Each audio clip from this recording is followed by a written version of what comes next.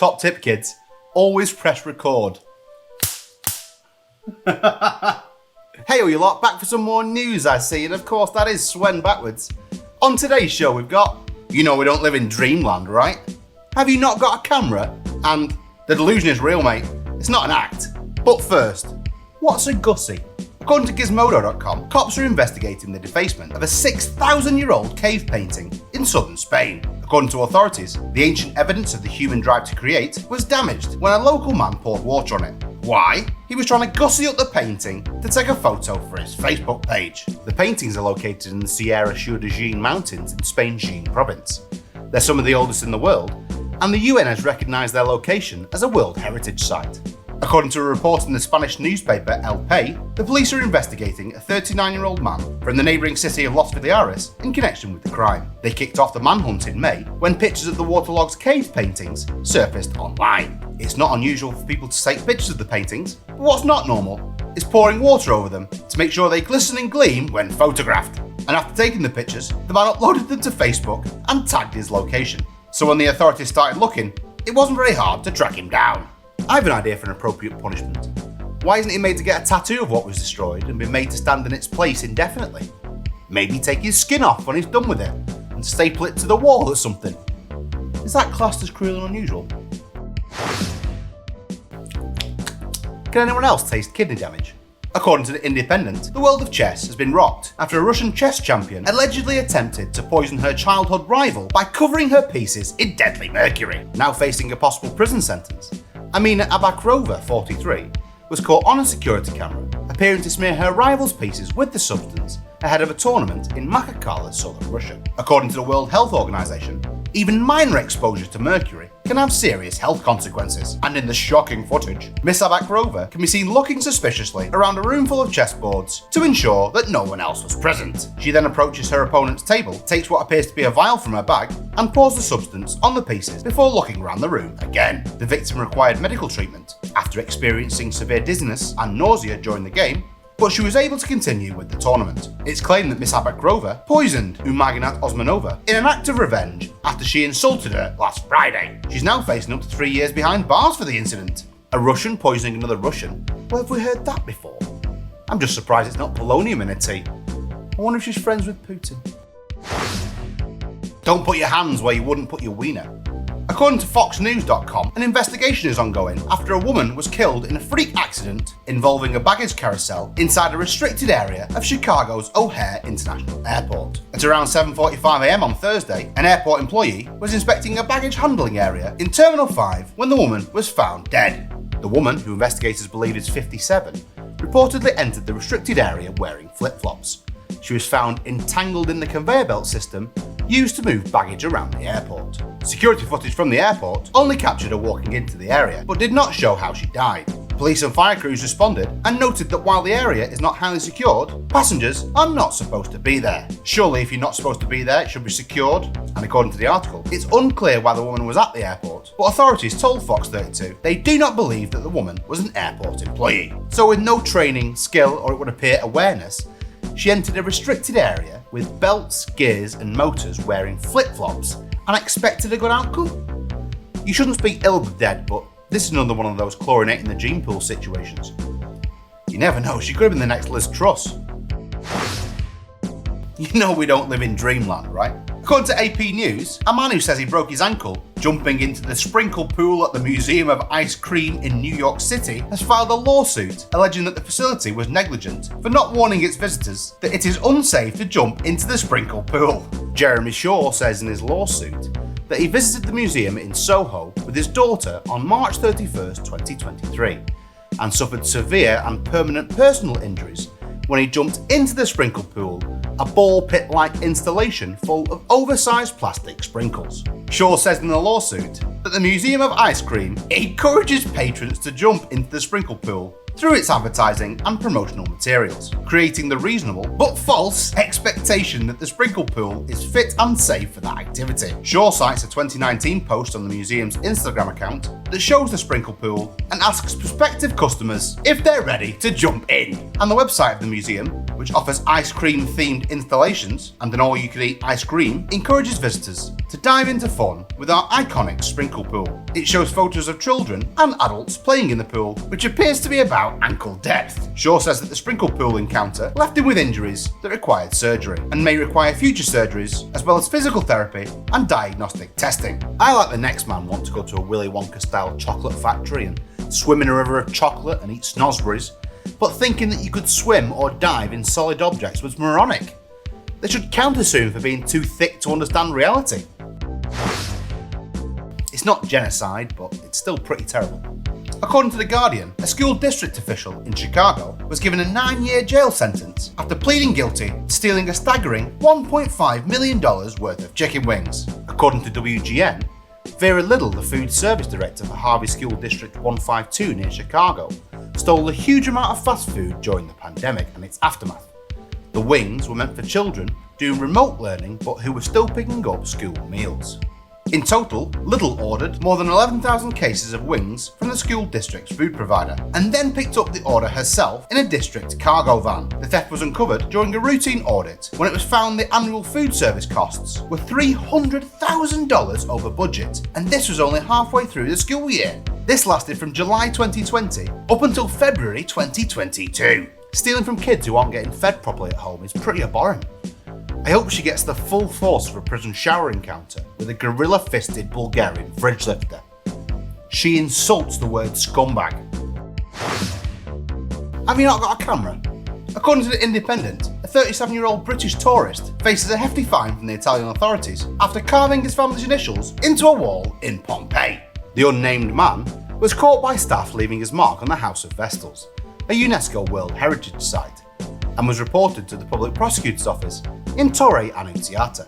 Photographs show the initials JW, LMW and MW, believed to correspond with his daughter's names, scratched next to the date 7th of August 2024 and the word My Law. The buildings in Pompeii, south of Naples, were preserved in volcanic ash after the eruption of Vesuvius in 79 AD. The man reportedly apologised to the local authorities and said that he wanted to leave a sign of his family's visit to the Roman ruins as an explanation for his actions. Penalties now range from €15,000 to €60,000 for any defaced monuments to be cleaned and repaired. And if the man refuses to pay the restoration costs, he could face a prison sentence. Ah, the good old British tourist, showing the world what sort of crap people we are since the package holiday was invented. Most people leave a lovelock or review on TripAdvisor, but no, carve your name into a 2,000-year-old monument. They should bring back a 2,000-year-old punishment. What's that one where they fill you full of honey and leave you for the birds? I'm honky, honky, honky, honky. According to Ars Technica and NBC Bay Area, they reported San Francisco's South of Market residents are being awakened throughout the night by Waymo self-driving cars, which are honking at each other in a parking lot. No one is inside the cars, and they appear to be automatically reacting to each other's presence. Videos provided by residents to NBC show Waymo cars filing into the parking lot and attempting to back into spots, which seems to trigger honking from other Waymo vehicles. The automatic nature of these interactions, which seem to peak at around 4 AM every night, has left neighbours bewildered and sleep deprived. Christopher Cherry, who lives in an adjacent building, told NBC Bay Area that he initially welcomed Waymo's presence, expecting it to enhance local security and tranquility. However, his optimism waned as the frequency of the honking incidents increased. He said, "We started out with a couple of honks here and there, and then more and more cars started to arrive. The situation got worse. The lack of human operators in the vehicles has complicated efforts to address the issue directly, since there is no one they can ask to stop the honking." That lack of accountability forced residents to report their concerns to Waymo's corporate headquarters, which had not responded to the incidents until NBC inquired as part of its report. A Waymo spokesperson told NBC, "We are aware in some scenarios that our vehicles may briefly honk while navigating our parking lots. We have identified the cause and are in the process of implementing a fix." And in a very cerebral X post from the tech author and journalist James Vincent, he said, "Current tech trends are resistant to satire precisely because they satirize themselves. A car park of empty cars, honking at one another, nudging back and forth the drop of nobody, is a perfect image of tech serving its own prerogatives rather than humanity's. With driverless taxis acting like the real thing, Maybe the future won't be so different after all. And who knows, maybe they too won't want to go south of the River Thames. Every other black cabbie in London won't. So it's Where's Wally, but with officials. According to ZeroHedge.com, Dalton Mayor Tiffany Aisha Henyard, who has been dubbed America's worst mayor, has disappeared after an investigation into the village's spending revealed more than $3.5 million in debt, out-of-control credit card spending, and a $40,000 spend on Amazon purchases in one day. Now former Chicago Mayor Lori Lightfoot has been hired to lead the investigation into the Dalton Mayor. Village trustees hired Lightfoot to address concerns about excessive spending, including taxpayer-funded billboards, ads, lavish dinners and trips. And according to CBS earlier this year, it was reported Henyard spent $7,650 on hair and makeup after taking office. And of course, billed the city for it. Dalton trustee Brittany Norwood told CBS News in February that trustees were denied access to bank statements, and Lightfoot further uncovered questionable spending, including the out-of-control credit card use. Lightfoot said to CBS, "These are somebody using one of the credit cards. These are somebody?" The village has been unable to pay all of its monthly expenditures with its available cash balance. And Brittany Norwood further said, "The last time I received the bank statement was September of last year, and we were $7 million in debt at that time. So at this current moment, we're saying, hey, where are the bank statements? So we can know where we are." One community member, who has known Henyard for 15 years, told the New York Post earlier this year, "It seems like her aspirations and goals are for her to be a reality star. She didn't previously wear all that makeup, she just now thinks she's this reality star. I don't know this for sure, but they say she's filming a reality show because the cameras are always with her. I've never seen anything like this in my life, and I've been involved in the political arena ever since I was 18. What do mayors even do? Cut ribbons, chair committee meetings, and mince around village fates? They're as much use as an ashtray on a motorbike. I think we should all just randomly get the opportunity to be mayor. I'd love to see a smack rap mayor attending a charity ball. You never know what they'd auction off." Where are all those super sweets, John? You gave them to Age Concern. According to RNZ News, lollies containing a potentially lethal dose of methamphetamines were distributed in food parcels from the Auckland City Mission after they were donated by a member of the public. The mission was alerted when a parcel recipient reported funny tasting lollies.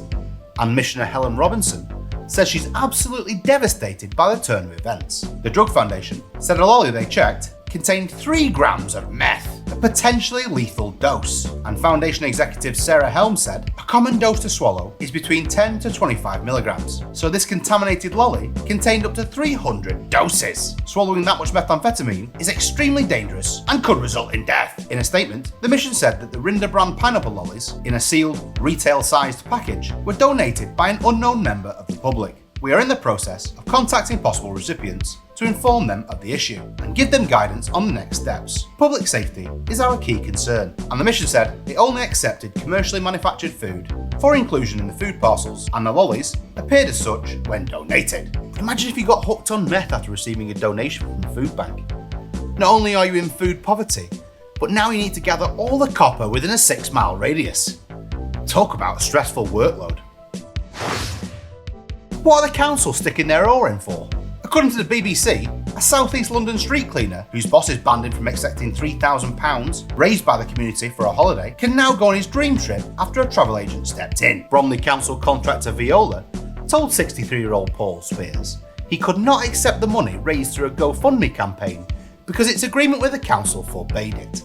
But a travel agent then launched a competition with very narrow criteria for the entrance, and Mr. Spears won a £3,000 holiday to Portugal. A Viola spokesperson told the local Democracy Reporting Service it was aware of the competition and had no objection to Mr. Spears accepting the prize. The original fundraising page was created by Lisa Knight. Miss Knight said she and Mr. Spears became friends through their mutual love of Elvis Presley, which he often played from a speaker on his dust cart. She said she got the idea for the fundraiser after Mr. Spears let slip that he wanted to save up to go to Portugal for his birthday, because he'd only been once, which his brother paid for, on his 60th birthday. She said that's the only time he's ever been abroad. But after the fundraising was blocked by Mr. Spears' employer, a local travel agent posted details of the competition on X on Tuesday. The company said the terms and conditions of the competition stated applicants must love Elvis Presley, be aged between 62 and 64, be loved by the local community, be a street cleaner in Beckenham, and have the surname Spears. Might be a close race. Money from the GoFundMe will now be donated to cancer research, Mr. Spears' charity of choice. And Miss Knight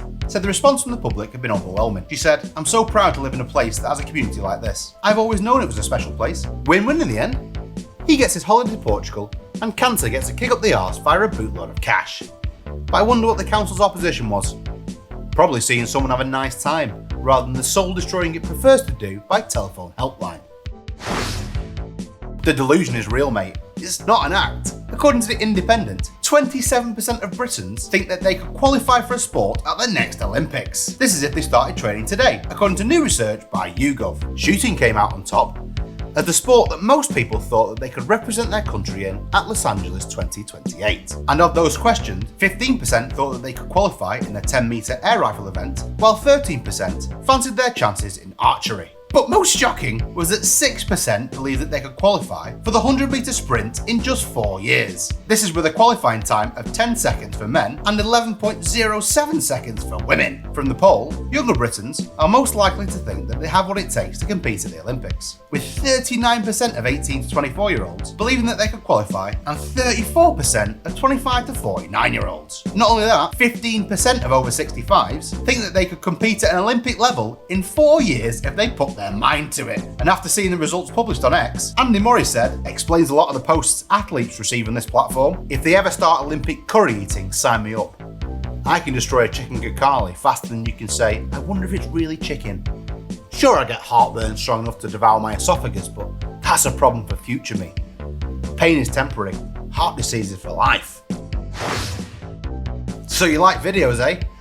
Well, now you're not allowed to sue. According to NBC News, Disney is trying to have a widower's wrongful death lawsuit dismissed and sent to arbitration because the man had signed up for a Disney Plus account several years ago. Jeffrey J. Piccolo sued Disney Parks and Resorts in February, months after his wife, Dr. Kanokpan Tangsawan, died after she consumed food containing allergens at a restaurant in Disney World. Piccolo said in a complaint that he, his wife and his mother went to dinner at Rangland Road Irish Pub and Restaurant at the resort in Orlando, Florida. They asked several times whether Tangsawan's allergies could be accommodated, and despite the service having assured them, Tangsawan had a severe allergic reaction and died at a local hospital. But Disney filed court documents in May saying the $50,000 lawsuit should be dismissed and resolved by individual arbitration because of terms Piccolo agreed to when he signed up for a free trial of the streaming service Disney Plus. The filing also says he accepted the same terms when he used the Walt Disney Parks website to buy tickets. Lawyers for the company said that users have to select checkboxes that hyperlink to the terms of use, as well as another that says they agreed to the terms, and users cannot select agree and continue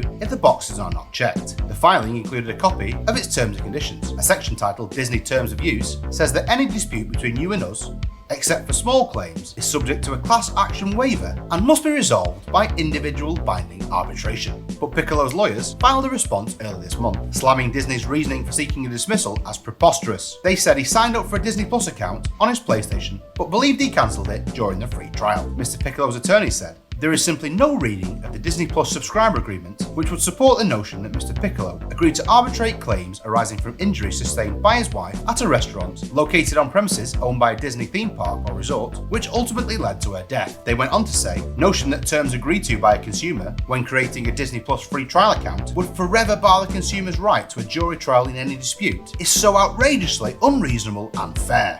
I don't see how agreeing to terms of service on a video-on-demand site corresponds with being bound legally when travelling to a Disney park. They've got naught to do with each other. That's like saying Spielberg has anything to do with the latest Jurassic World movie. Someone sold their soul for that abomination. I'm not sure anyone is paid enough for that. According to the Mirror, a drunk woman spat at a pub manager before defecating on a police officer who was trying to arrest her. Cody Bolton was discovered sprawled on the ground outside the Intrepid Explorer pub on Linthorpe Road in Middlesbrough, where she had earlier spat at the off-duty manager. When officers tried to apprehend her, she became verbally abusive and started thrashing her arms about. Teesside Magistrates Court also heard how Bolton also kicked an officer who was trying to handcuff her. Another officer was sitting on Bolton, who was lying face down, when she proceeded to defecate on her uniform. The officer spoke of her outrage in a statement read out in court, stating that the police nor witnesses should have to endure such behaviour, and said, "I do not come to work to be assaulted." Her work trousers were apparently soaked in excrement and urine. She further said she attempted to clean the feces off them and then had to endure the smell for the remainder of the shift. Nick Woodhouse, in mitigation for the defendant, said she had a troubled past, including difficulties in her childhood and upbringing. Reflecting on the offences, he said, she has no recollection of the incident and was horrified when she saw the body-worn footage. She was given a 12-month community order, together with a directive to engage in community activity and undergo alcohol treatment, and must also compensate the 3 victims with £100 each. If someone dropped a log on me doing anything, I'm going home. I'd fight that in a court of law. Why did you leave your post and inadvertently let all those zombies into our compound? Mate, I got shat on. I stank and I was going to throw up. So what if 400 people got eaten? It's a small price to pay for cleanliness. Here are some of my honourable mentions. These are stories that just didn't quite make the cut. Apparently if you work for the DWP, you're not allowed to wear a choker. A lady who had transitioned was coming into work regularly with fishnet tights, low-cut corsets and chokers into the office. Her bosses and colleagues didn't like it, and it caused a massive uproar apparently. To me though, unless you're public facing, or have very specific safety requirements, wear what you want. If it's such a problem for other people, let them people work from home. I'd say most of the government should work from home anyway. Ooh, we should all try to be green and be energy efficient, but you still have to drive your car an hour each way every day. Don't get it. Another story is a woman is being accused of being the first person to spread a fake Muslim name and backstory about that person who stabbed those adults and kids in Southport, essentially sparking a race riot. Police said she first said the name of the fake suspect, Ali Al-Shakati, and told her followers that he was an illegal immigrant on an MI6 watch list. The actual suspect turned out to be a British 17-year-old man from Cardiff. Anyway, she said she just copied someone else, but acknowledged it could have been off some Russian news site. Gist is, be careful what lies or disinformation you throw about online. The police will find you and shove their baton so far up your backside you'll be tasting pine trees for a week. And my final honourable mention is Wizz Air has launched an all-you-can-fly membership. It was £428 up until the 16th of August, but I believe you can still get it for about €599, which is about £513. There's a couple of terms and conditions, obviously. You have to book within 3 days of the flight, pay a €10 booking fee for each flight, and that doesn't include baggage. I think you get a personal item to take with you, but that's about it. Other big catch as far as I can see is it being Wizz Air, which has been ranked the worst for delays and worst for customer service. So if you want to take loads of flights but aren't bothered if you'll get there on time, or if they'll actually let you on the flight you want at the time you want, this is for you. Or you can just fly Ryanair or EasyJet like the rest of the same world. Thanks for watching. Please like, comment and subscribe if you do so fancy. Also, if you think there's any news that we might have missed, please get in contact on the email in the description below. Under here somewhere below. Please also check out our news sources down there in the description. They work really hard and I just gloss over a lot of the facts. So check it out. You might find some issues that I've not picked out. I might have got the wrong end of the stick. Very possible. See you next time for another jam-packed news you might have missed. Stay gravy. Hooah! It's a cup.